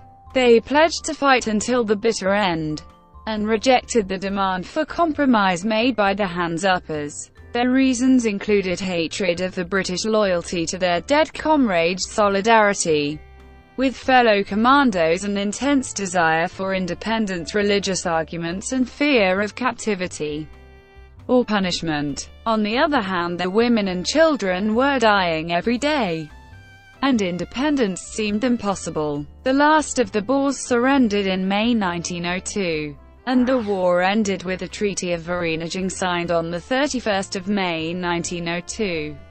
The British had won, and offered generous terms to regain the support of the Boers. The Boers were given £3 million for reconstruction and were promised eventual limited self-government, which was granted in 1906 and 1907. The treaty ended the existence of the South African Republic and the Orange Free State as independent Boer republics and placed them within the British Empire. The Union of South Africa was established as a dominion of the British Empire in 1910. Aftermath and analysis. The Second Boer War cast long shadows over the history of the South African region. The predominantly agrarian society of the former Boer republics was profoundly and fundamentally affected by the scorched earth policy of Roberts and Kitchener. The devastation of both Boer and black African populations in the concentration camps and through war and exile were to have a lasting effect on the demography and quality of life in the region. Many exiles and prisoners were unable to return to their farms at all. Others attempted to do so but were forced to abandon the farms as unworkable given the damage caused by farm burning and salting of the fields in the course of the scorched earth policy. Destitute Boers and black Africans swelled the ranks of the unskilled urban poor, competing with the Uitlanders in the mines. The post-war Reconstruction administration was presided over by Lord Milner and his largely Oxford-trained Milner's Kindergarten. This small group of civil servants had a profound effect on the region, eventually leading to the Union of South Africa. In the aftermath of the war, an imperial administration freed from accountability to a domestic electorate set about reconstructing an economy that was by then predicated unambiguously on gold. At the same time, British civil servants, municipal officials and their cultural adjuncts were hard at work in the heartland of the former Boer republics, helping to forge new identities, first as British South Africans and then later still as white South Africans. Some scholars, for good reasons, identify these new identities as partly underpinning the Act of Union that followed in 1910. Although challenged by a Boer rebellion only 4 years later, they did much to shape South African politics between the two world wars and right up to the present day. The counterinsurgency techniques and lessons learned during the Boer War were used by the British in future guerrilla campaigns, including to counter Malayan communist rebels during the Malayan Emergency. In World War II, the British also adopted some of the concepts of raiding from the Boer commandos when, after the fall of France, they set up their special raiding forces, and in acknowledgement of their erstwhile enemies chose the name British Commandos. Many of the Boers refer to the war as the second of the Freedom Wars. The most resistant of Boers wanted to continue the fight and were known as Bittereinders, and at the end of the war a number of Boer fighters such as Denys Rates chose exile rather than sign an oath such as the following to pledge allegiance to Britain. Over the following decade, many returned to South Africa and never signed the pledge. Some, like Rates, eventually reconciled themselves to the new status quo, but others could not. Union of South Africa. One of the most important events in the decade after the end of the war was the creation of the Union of South Africa. It proved a key ally to Britain as a dominion of the British Empire during the World Wars. At the start of the First World War, a crisis ensued when the South African government, led by Louis Botha and other former Boer fighters such as Jan Smuts, declared support for Britain and agreed to send troops to take over the German colony of German Southwest Africa. Many Boers were opposed to fighting for Britain, especially against Germany, which had been sympathetic to their struggle. A number of Bittereinders and their allies took part in a revolt known as the Maritz Rebellion. This was quickly suppressed, and in 1916, the leading Boer rebels in the Maritz Rebellion got off lightly with terms of imprisonment of 6 and 7 years and heavy fines. 2 years later they were released from prison, as Louis Botha recognized the value of reconciliation. Thereafter the Bittereinders concentrated on political organization within the constitutional system and built up what later became the National Party, which took power in 1948. and dominated the politics of South Africa from the late 1940s until the early 1990s, under the apartheid system. Effect of the war on domestic British politics. Many Irish nationalists sympathised with the Boers, viewing them to be a people oppressed by British imperialism much like themselves. Irish miners already in the Transvaal at the start of the war formed the nucleus of two Irish commandos. The 2nd Irish Brigade was headed up by an Australian of Irish parents, Colonel Arthur Lynch. In addition, small groups of Irish volunteers went to South Africa to fight with the Boers, this despite the fact that there were many Irish troops fighting in the British Army, including the Royal Dublin Fusiliers. In Britain, the pro-Boer campaign expanded, with writers often idealising the Boer society. The war also highlighted the dangers of Britain's policy of non-alignment and deepened her isolation. The 1900 UK general election, also known as the Khaki election, was called by the Prime Minister Lord Salisbury on the back of recent British victories. There was much enthusiasm for the war at this point, resulting in a victory for the Conservative government. However, public support quickly waned as it became apparent that the war would not be easy, and it dragged on, partially contributing to the Conservatives' spectacular defeat in 1906.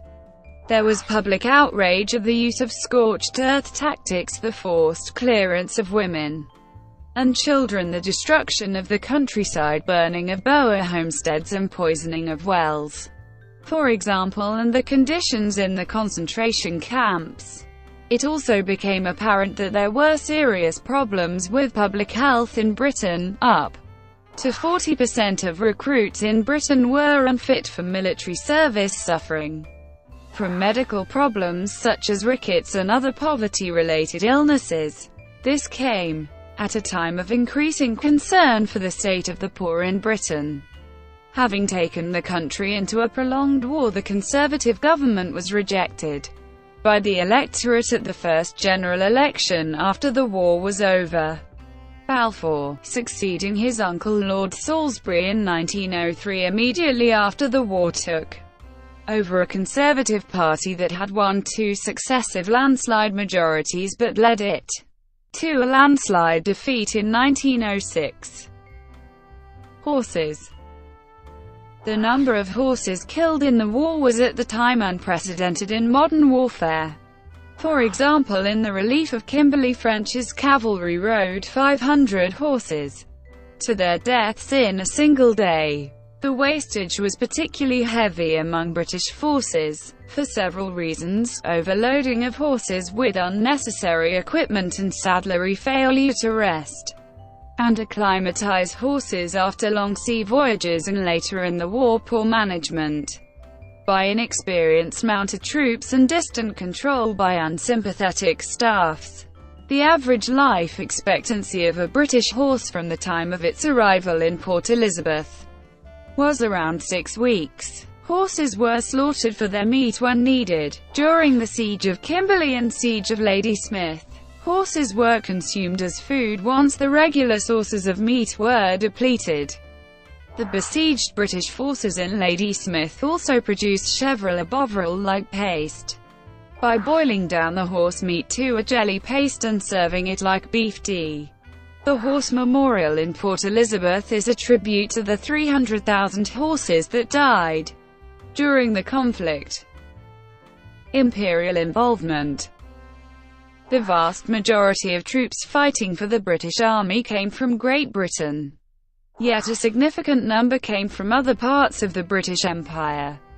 These countries had their own internal disputes over whether they should remain tied to London or have full independence, which carried over into the debate around the sending of forces to assist the war. Though not fully independent on foreign affairs, these countries did have local say over how much support to provide, and the manner it was provided.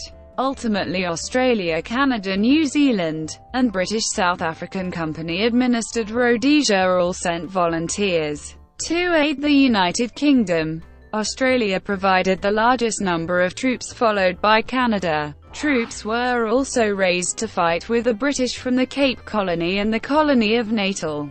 Some Boer fighters, such as Jan Smuts and Louis Botha, were technically British subjects as they came from the Cape Colony and colony of Natal, respectively. There were also many volunteers from the Empire who were not selected for the official contingents from their countries and travelled privately to South Africa to form private units such as the Canadian Scouts and Doyle's Australian Scouts. There were also some European volunteer units from British India and British Ceylon, though the British government refused offers of non-white troops from the Empire. Some Cape Coloureds also volunteered early in the war, but later some of them were effectively conscripted and kept in segregated units. As a community, they received comparatively little reward for their services. In many ways, the war set the pattern for the Empire's later involvement in the two world wars.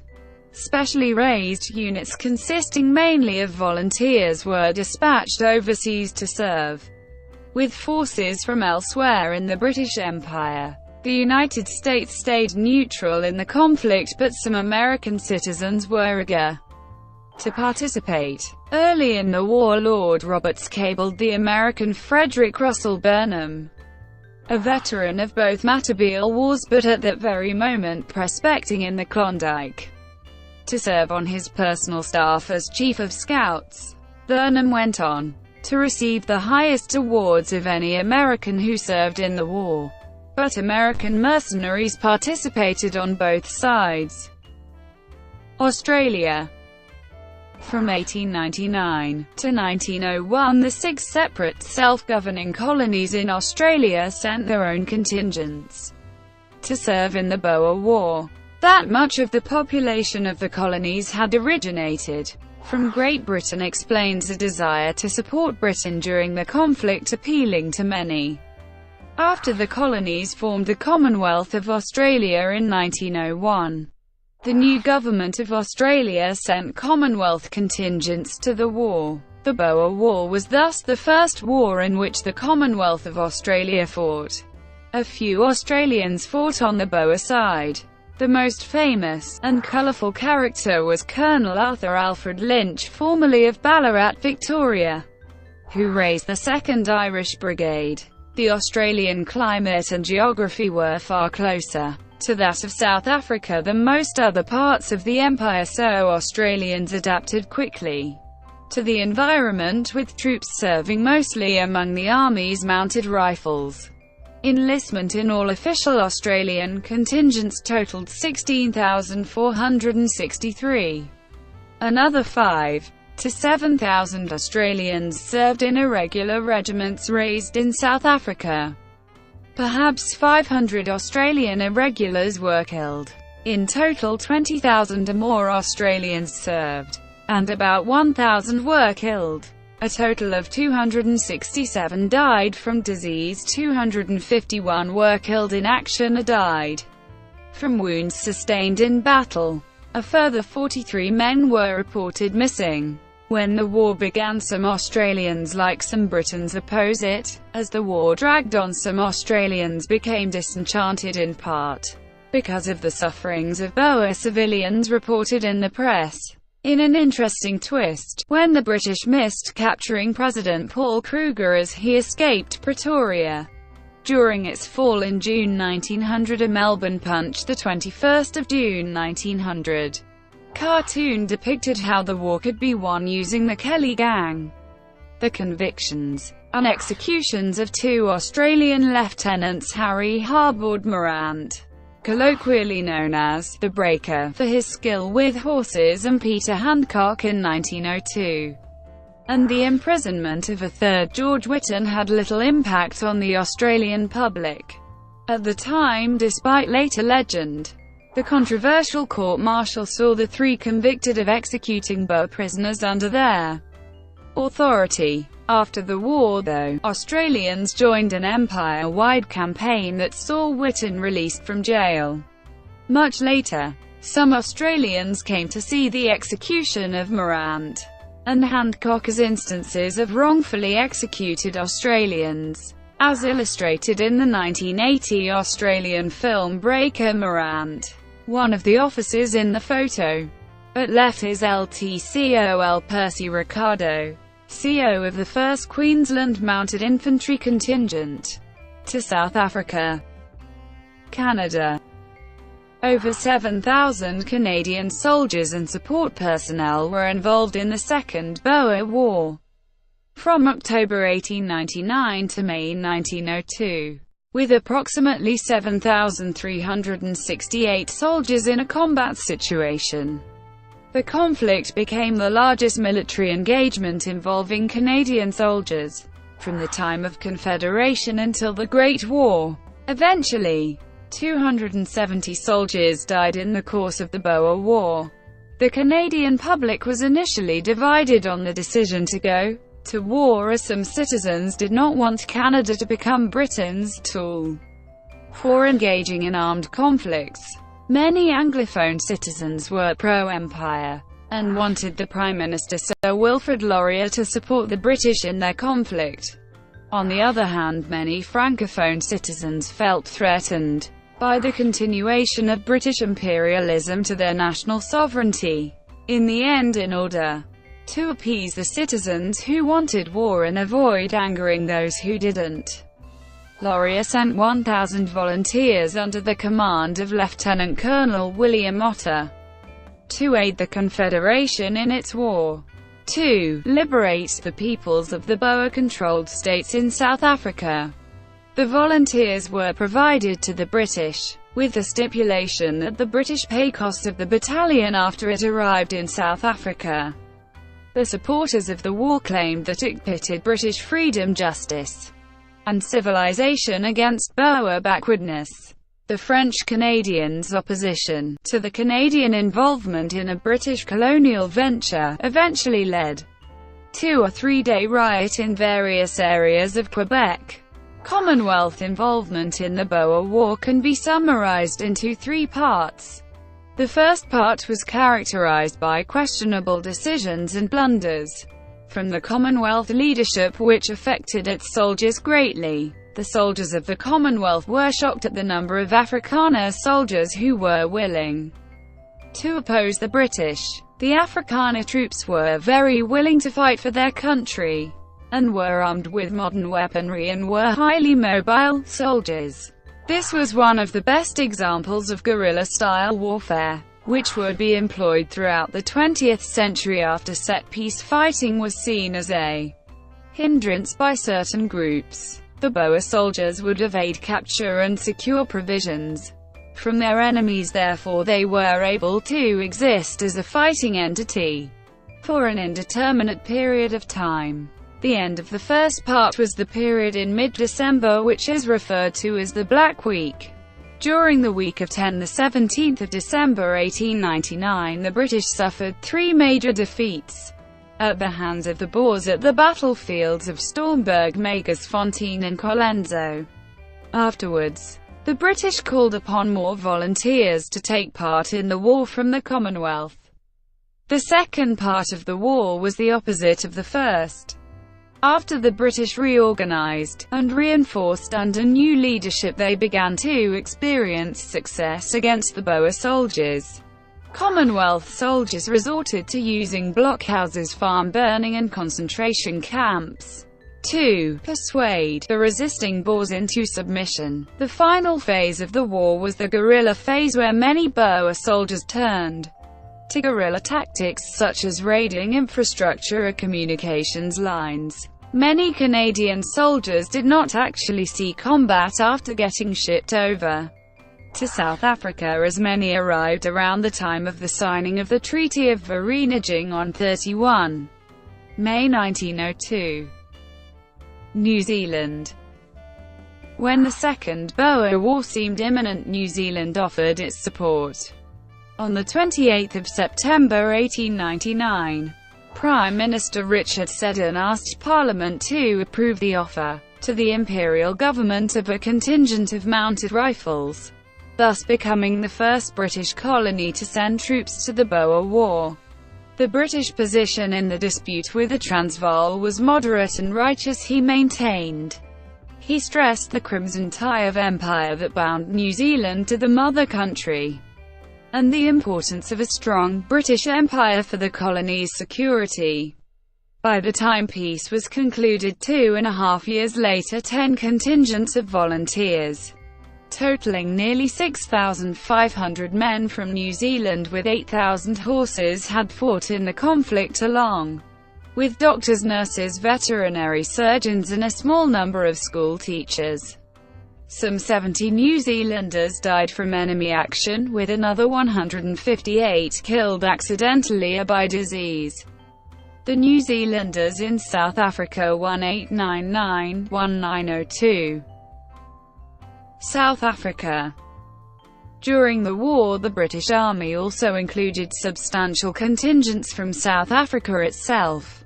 There were large communities of English-speaking immigrants and settlers in Natal and Cape Colony, which formed volunteer units that took the field, the local town guards. At one stage of the war, a colonial division consisting of 5 light horse and infantry units under Brigadier General Edward Brabant took part in the invasion of the Orange Free State. Part of it withstood a siege by Christiaan de Wet at Wepener on the borders of Basutoland. Another large source of volunteers was their Uitlander community, many of whom hastily left Johannesburg in the days immediately preceding the war. Later, during the war, Lord Kitchener attempted to form a Boer police force as part of his efforts to pacify the occupied areas and effect a reconciliation with the Boer community. The members of this force were despised as traitors by the Boers still in the field.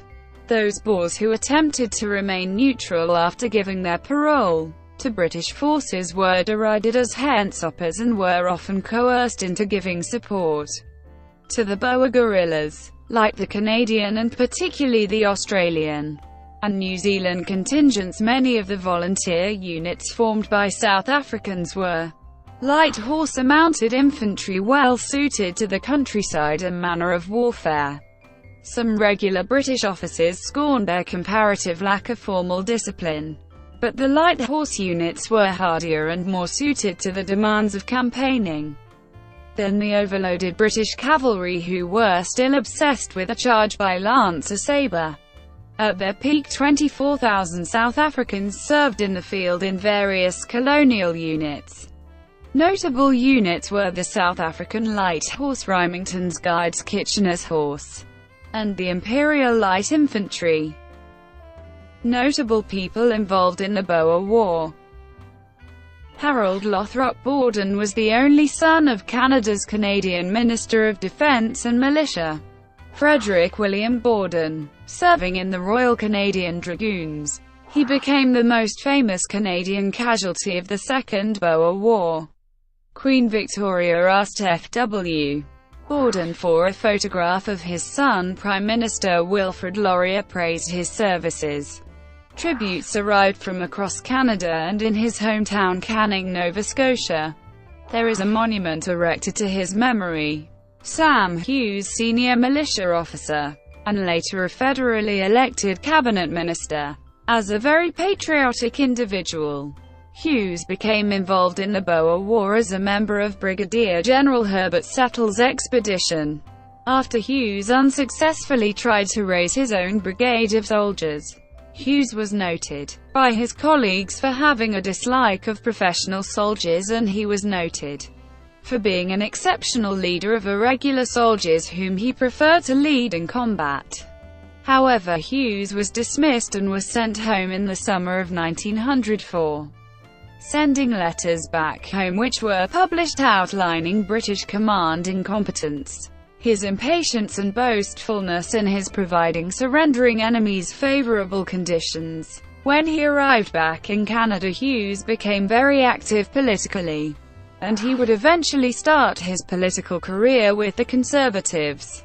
When he became a Member of Parliament, Hughes would be in the position to become a Canadian Minister of Defence and Militia in 1911.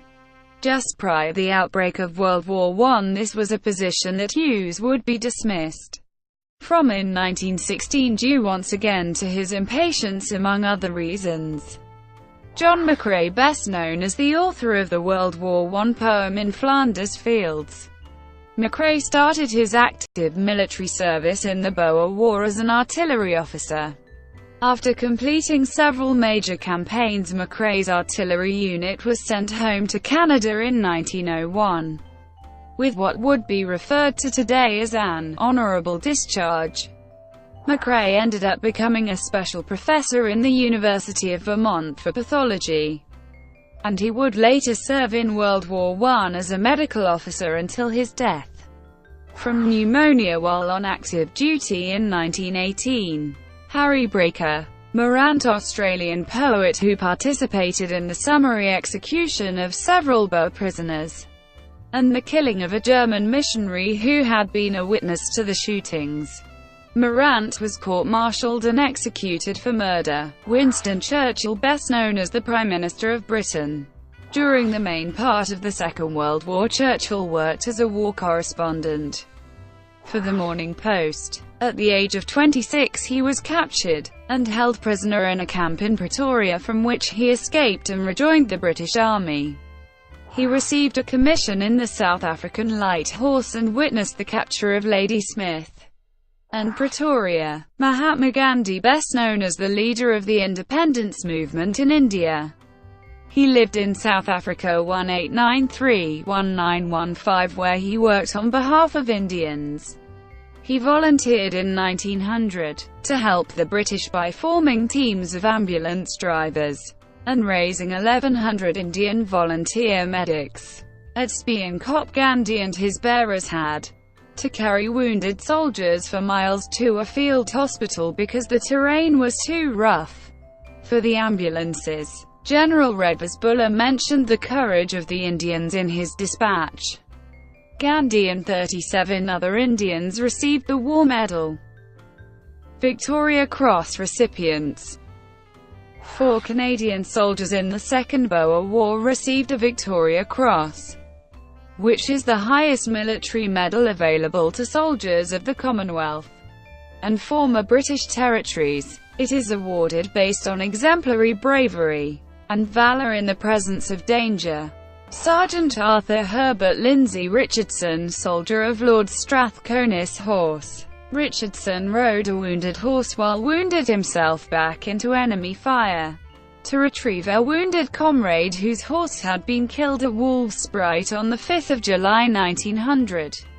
Lieutenant Hampton Zane Churchill Coburn, soldier of the Royal Canadian Dragoons.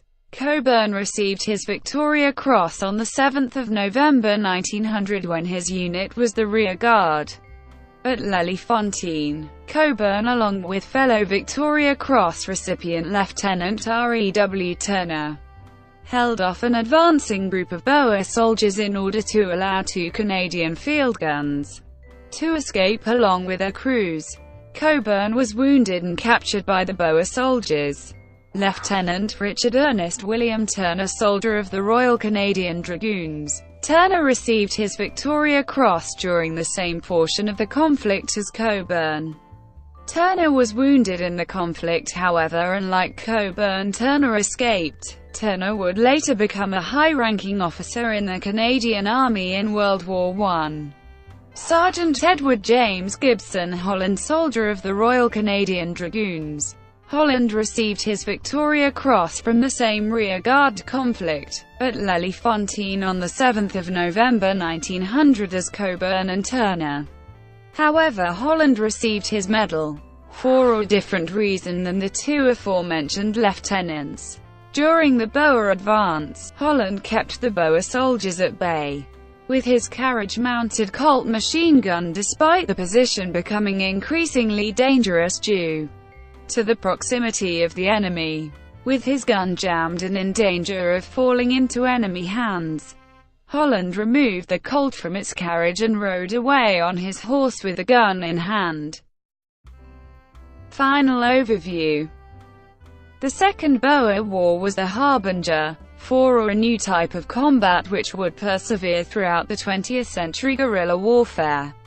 After the war was over, the entire British Army underwent a period of reform which was focused on lessening the emphasis placed on mounted units in combat. It was determined that the idea of cavalry was antiquated and improperly used on the battlefield in the modern warfare of the Boer War, and that the First World War was the final proof that cavalry had no place in 20th century combat. Yet some British soldiers held dear to the fact that cavalry was put to better use after the reforms in the theatres of the Middle East and World War I, and that the idea of mounted infantry was useful in the times where the war was more mobile. An example of this was in the First World War during the Battle of Mons, where the British cavalry held the Belgian town against an initial German assault, or the use of MI at the Battle of Megiddo when Allenby's force routed the enemy owing to speed and dexterity of arms. The Canadian units of the Royal Canadian Dragoons and the Royal Canadian Mounted Rifles fought in the First World War in the same role as the Boer War. However, during and after the Second World War, the regiments swapped their horses for mechanized vehicles. The Second Boer War was also the beginning of types of conflict involving machine guns, shrapnel, and observation balloons, which were all used extensively in the First World War. To the Canadians, however, attrition was the leading cause of death in the Second Boer War, with disease being the cause of approximately half of the Canadian deaths. Canadians ended the war with 4 Victoria Crosses to its soldiers, and 2 more Victoria Crosses were given to Canadian doctors attached to British Medical Corps units, Lieutenant H.E.M. Douglas and Lieutenant W.H.S. Nickerson. Not all soldiers saw action, since many landed in South Africa after the hostilities ended, while others performed garrison duty in Halifax, Nova Scotia, so that their British counterparts could join at the front lines. Later on, contingents of Canadians served with the paramilitary South Africa Constabulary. Both sides used a scorched earth policy to deprive the marching enemy of food, and both had to corral civilians into makeshift huts by concentrating them camps. For example, at Buffelspoort, British soldiers were held in captivity in Boer encampments after surrendering their arms, and civilians were often mixed in with service personnel, because the Boer did not have the resources to do otherwise. A total of 116,000 women, children, and Boer soldiers were confined to the Commonwealth concentration camps, of which at least 28,000, mainly women and children, would die. The lack of food, water, and sanitary provisions was a feature of 20th century warfare for both civilians and armed services personnel, yet one consequence of the Boer War and investigative commissions was the implementation of the Hague Convention and Geneva Convention, of which there were many further agreements thereafter. Did the British deliberate on the use of encampments?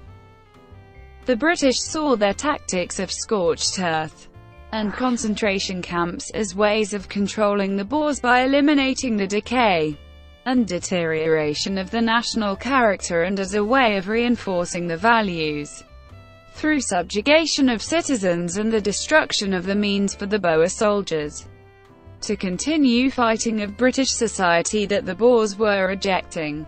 By engaging in a war against the Commonwealth, the Boers saw it as a British ploy designed to coerce the Boer soldiers into a surrender. With approximately 10% of their population confined, many of whom were women and children, the Boers suggested that the British were forcing the Afrikaners to return to their homes and protect their families who were in danger of internment. Commemorations. The Australian National Boer War Memorial Committee organises events to mark the war on the 31st of May each year. In Canberra, a commemorative service is usually held at the St. John the Baptist Anglican Church in Reed. Floral tributes are laid for the dead. Brought to you by WikiVidi.com. Would you like to know